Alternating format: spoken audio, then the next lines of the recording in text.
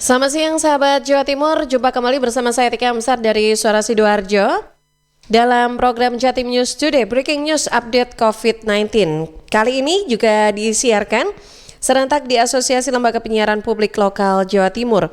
Disiarkan di Suara Sidoarjo, Persada Kabupaten Blitar, Pradia Suara Tuban, Ralita Pamekasan, Mahardika Kota Blitar, Ersal Nganjuk, Suara Gresik, Suara Madiun, dan juga disiarkan oleh Malowopati Bojonegoro. Rangkuman kabar update penanganan COVID-19 untuk regional Jawa Timur segera sahabat simak dalam update COVID-19. Ya, dan sahabat, untuk breaking news update COVID-19 di program Jatim News Today edisi hari ini Jumat 24 Juli 2020. Kita awali dulu dari laporan reporter Suara Sidoarjo bersama Billy Patopoy. Masuk kategori zona non merah, Pemkab Sidoarjo tegaskan kedisiplinan masyarakat. Billy, silakan. Baik Katika dan seluruh sahabat Jawa Timur, pemerintah Kabupaten Sidoarjo saat ini meminta kepada seluruh masyarakat untuk tetap menerapkan protokol kesehatan untuk mencegah penyebaran COVID-19 di Kabupaten Sidoarjo yang saat ini memang sudah masuk zona non merah. Seperti disampaikan oleh Nur Ahmad Saifuddin, Wakil Bupati Sidoarjo saat ditemui di Pendopo Delta Wibawa pada hari Kamis sore kemarin.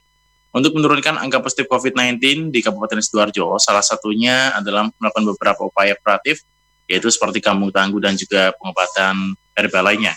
Disampaikan juga kampung tangguh yang diluncurkan di 18 kecamatan Kabupaten Sidoarjo memang saat ini terbukti efektif untuk mencegah penyebaran COVID-19. Pernyataan yang sama juga disampaikan oleh Kombes Pol Sumardi, Kapolresta Sidoarjo, yang juga menilai pihaknya saat ini masih menggenjot untuk penerapan protokol kesehatan di masyarakat dengan turun langsung dan menerapkan beberapa razia.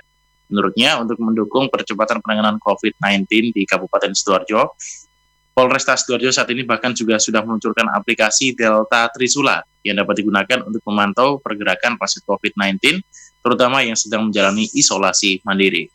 Aplikasi ini mampu memonitor pergerakan pasien konfirm ringan dan sedang yang seharusnya bisa melaksanakan isolasi mandiri dan masih belum mendapatkan tempat isolasi khusus. Jika pasien terkonfirmasi ini meninggalkan lokasi isolasi sejauh 100 meter dari posisi isolasi, maka sistem aplikasi akan mengirimkan notifikasi ke posko pemantauan posko digital COVID-19 untuk ditindaklanjuti Satgas COVID-19 di desa atau kelurahan. Dalam aplikasi ini juga terdapat menu pemantauan aktivitas penyehatan diri pasien secara kuratif, dengan salah satu fiturnya adalah pemantauan jadwal kegiatan harian yang harus dilakukan atau diisi para pasien terkonfirmasi ringan dan sedang, yang tentunya sedang melaksanakan isolasi mandiri sampai benar-benar sembuh. Sementara untuk melengkapi informasi pada siang hari ini, perlu disampaikan untuk jumlah terkonfirmasi ada 2.859 orang dengan 168 korban meninggal dan 1.458 pasien sudah dinyatakan sembuh. Demikian, saya Billy Patopoy melaporkan untuk Suara Sidoarjo. Untuk Jatim News Today, kembali ke Atika. Ya, terima kasih Billy Patopoy yang sudah mengabarkan untuk siang hari ini di program Breaking News Update COVID-19 di Jatim News Today. Yang selanjutnya, sahabat Jawa Timur, kita menuju ke Madiun bersama Kiki Desilia dari Suara Madiun. Tambah satu lagi pasien kasus konfirmasi COVID-19 di Kota Madiun. Kiki, silakan. Baik, terima kasih Tika. Sahabat Jatim News Today, kasus konfirmasi COVID-19 di Kota Madiun kembali bertambah. Satu tambahan kasus positif terkonfirmasi ini berinisial T 61 tahun, berjenis kelamin perempuan, warga Kelurahan Banjarjo. T ini terkonfirmasi COVID-19 berdasarkan hasil swab yang keluar Rabu 22 Juli 2020 kemarin. Kasus nomor 25 itu disinyalir kuat tertular dari aktivitas kesehariannya di pasar tradisional. Dan T ini merupakan pedagang di Pasar Sambirejo, Kabupaten Madiun. Berdasarkan rilis yang dikeluarkan pemerintah Kota Madiun melalui Dinas Komunikasi dan Informatika setempat, T ini sudah lama tidak berdagang atau tepatnya 14 Juli kemarin karena sakit. Kasus nomor 25 ini sempat dibawa ke RS Gria Husada 2 hari setelahnya. Yang bersangkutan juga melakukan medical check-up pre-operasi batu empedu di Rumah Sakit Siti Aisyah 20 Juli lalu. Rapid test yang kali ini dilakukan saat medical check-up dan didapati dengan hasil yang reaktif. Seperti penanganan pasien reaktif lainnya, swab test ini dilakukan sehari setelahnya dan hasilnya positif. Saat ini, T tengah menjalani isolasi di Rumah Sakit Siti Aisyah. Hasil pelacakannya, T mengaku tidak pernah pergi keluar kota selain aktivitas berdagang di Pasar Sambirejo. Kendati begitu, berbagai langkah penanganan dilakukan, diantaranya pendataan atau pemantauan terkait kontak erat dari dokter dan petugas surveillance Puskesmas Banjarrejo pada 20 Juli lalu. Baik sahabat Jatim News Today dan Tika, informasi sesuai dashboard.madiunkota.go.id, persebaran COVID-19 di Kota Madiun pertanggal 23 Juli 2020 ini terdata pasien suspek 1 orang, pasien terkonfirmasi sebanyak 25 orang, dan sembuh 13 orang. Kiki Deslia, Radio Suara Madiun untuk Jatim News Today. Kembali ke Tika. Ya, terima kasih Kiki Desilia dari Suara Madiun, sahabat. Dan selanjutnya kita ke Kabupaten Blitar bersama Risma Erina dari Persada FM. Siapkan keamanan pelayanan RSUD Ngudi Waluyo Wlingi. Menutup sementara instalasi gawat darurat atau IGD. Risma, silakan. Ya, baik. Langkah cepat diambil RSUD Ngudi Waluyo Wlingi Kabupaten Blitar usai ditemukan 30 tenaga kesehatan yang dinyatakan positif virus corona. Satu di antaranya menutup sementara ruang instalasi gawat darurat IGD. Direktur RSUD Ngudi Waluyo Wlingi Dr. Endah Woro Utami mengatakan penutupan sementara ini dilakukan selama 3 hari, yakni mulai 24 hingga 26 Juli 2020. Ruang IGD akan kembali dibuka pada Senin 27 Juli 2020. Menurutnya langkah cepat ini diambil melalui pertimbangan dari dokter senior, komite medis hingga manajemen. Selama ditutup sementara pihaknya akan menata sumber daya manusia, baik itu dokter maupun perawat. Mereka perlu pembinaan secara mental maupun spiritual agar segar kembali. Selain itu untuk menyiapkan ruangan agar betul-betul aman bagi masyarakat, pengunjung maupun SDM rumah sakit, langkah ini penting dilakukan agar pelayanan saat buka ini betul-betul sudah aman untuk masyarakat. Dr. Endah Woro menambahkan pihaknya akan memakai jasa relawan. Nantinya mereka akan tetap melalui tes sebagai relawan dan secara berkala relawan akan bekerja membantu untuk rumah sakit menangani COVID-19. Demikian saya Risma Erina dari LPPL Radio Persada FM Kabupaten Blitar melaporkan untuk Jatim News Today. Terima kasih Risma Erina dari Persada FM Kabupaten Blitar. Selanjutnya masih dari Persada FM Kabupaten Blitar. Kali ini kita bersama Ari Kusuma. Tekan laju corona, Bupati Blitar minta gugus tugas masifkan tindakan testing, tracing, dan treatment. Ari, silakan.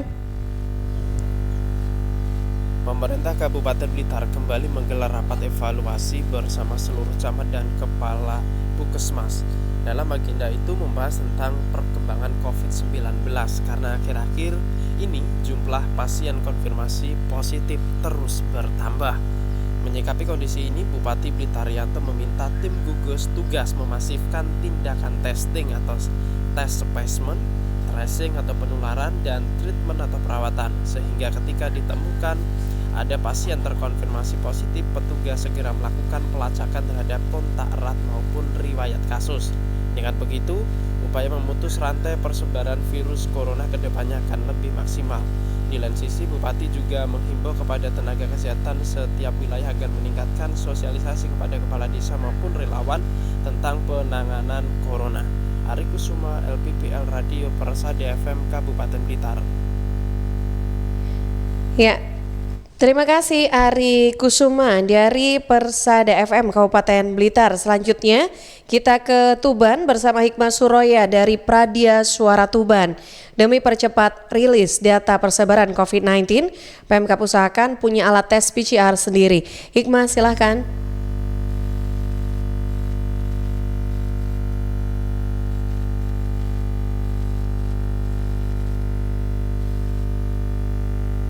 Wakil Bupati Tuban Nurna Rusen menyebutkan untuk hasil data COVID-19 lebih cepat, Pemkab akan mengupayakan memiliki tes PCR sendiri. Wabub mengatakan Pemkab dalam memperoleh data perkembangan kasus COVID-19 di Kabupaten Tuban harus menunggu data dari provinsi. Hal tersebut disebabkan data spesimen pasien harus dikirim ke lab provinsi untuk mendapatkan hasil tes swab. Sambil menunggu alat PCR, Wabub menjelaskan saat ini Pemkab tengah membangun kesadaran masyarakat terkait dengan kedisiplinan penerapan protokol kesehatan di kehidupan sehari-hari.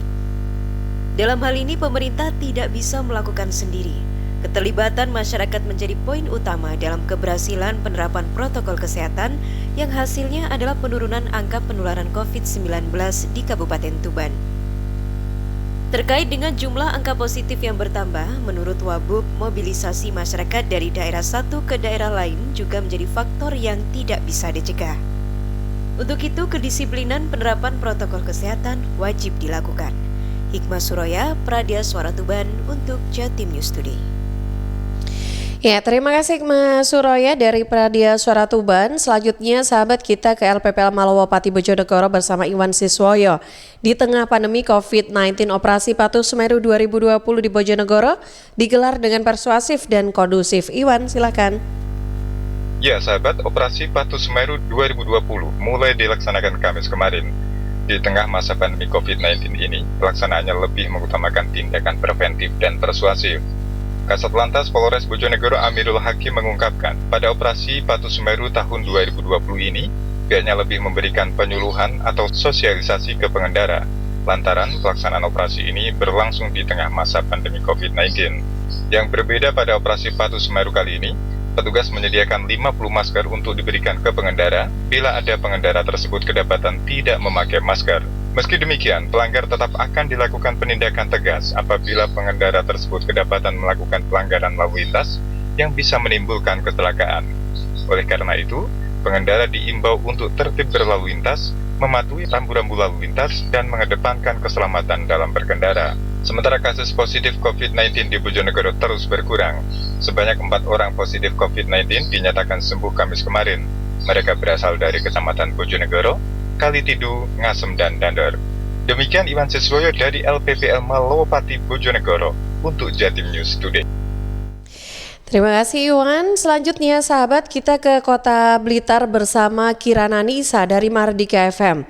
Kasus konfirmasi COVID-19 Kota Blitar bertambah 3 orang. Kirana, silakan.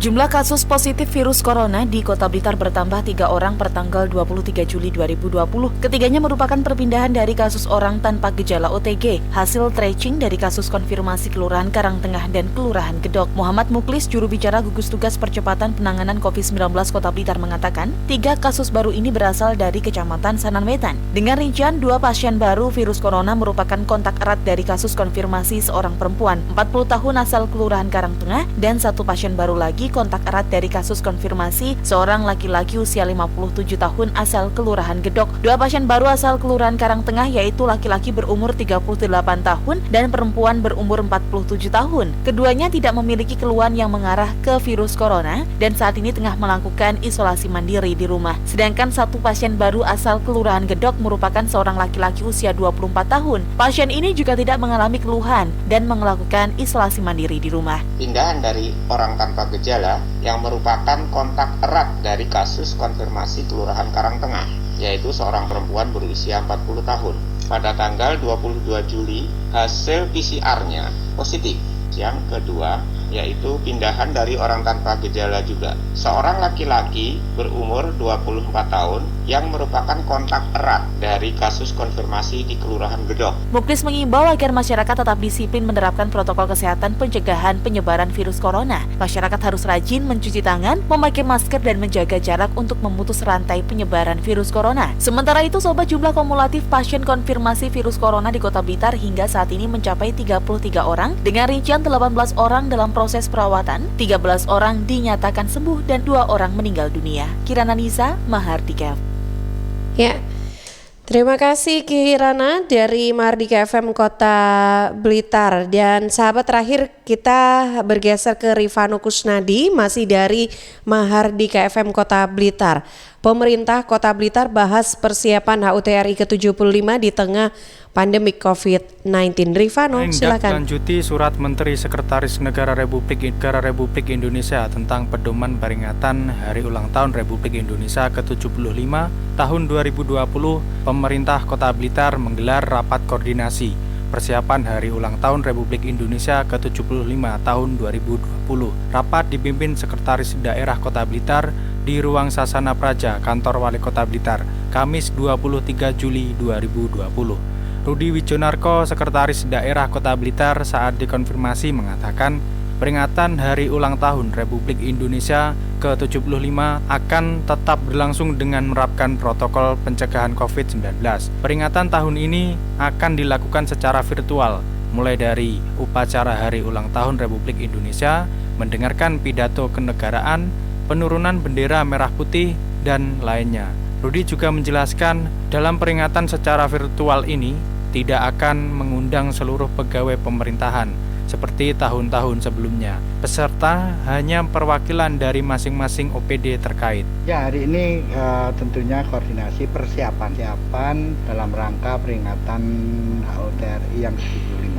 Rudi menghimbau bagi OPD ataupun masyarakat yang memperingati Hari Ulang Tahun Kemerdekaan Republik Indonesia di tengah wabah COVID-19 agar tetap menerapkan protokol pencegahan COVID-19. Rifano Kusnadi, Mahardika FM. Ya, terima kasih Rifano dari Mahardika FM Kota Blitar. Dan sahabat, saat selanjutnya kita menuju ke Pamekasan bersama Holik Maulidi dari Ralita FM. Pandemi COVID-19 belum berakhir. Bioskop di Pamekasan batal dibuka di akhir bulan Juli. Holik, silakan. Iya, Tika.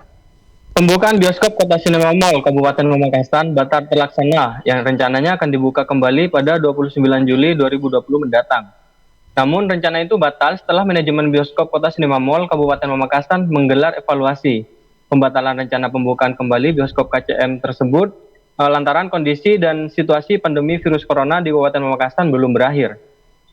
Brand Manager KCM Pamekasan, Faruk Pratama, mengatakan pembatalan rencana pembukaan kembali bioskop. Ia mengatakan manajemen KCM Pamekasan mengikuti instruksi dari pemerintah dan seluruh jaringan bioskop di Indonesia.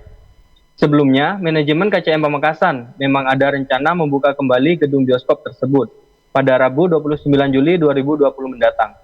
Namun, manajemen KCM Pamekasan belum mengumumkan secara luas perihal rencana pembukaan tersebut kepada halayak umum. Rencana pembukaan di tanggal tersebut batal, ini secara nasional, bukan hanya di Pamekasan saja. Holik Maulidi, Ralita FM mengabarkan untuk Jatim News Today. Ya, terima kasih Holik Maulidi dari Ralita FM Pamekasan. Ini adalah informasi terakhir dalam Breaking News Update COVID-19 di program Jatim News Today edisi hari ini. Anda bisa ikuti kembali setiap Senin sampai Sabtu jam 11 lewat 5 menit waktu Indonesia Barat, yang juga disiarkan serentak di Asosiasi Lembaga Penyiaran Publik Lokal Jawa Timur.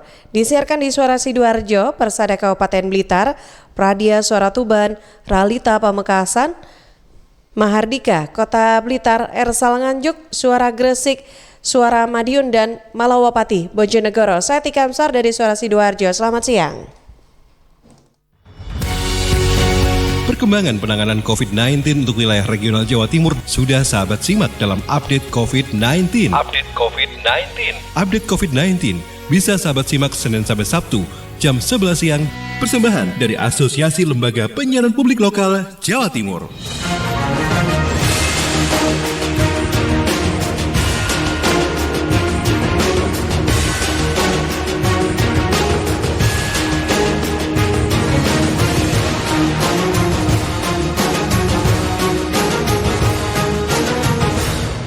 Suara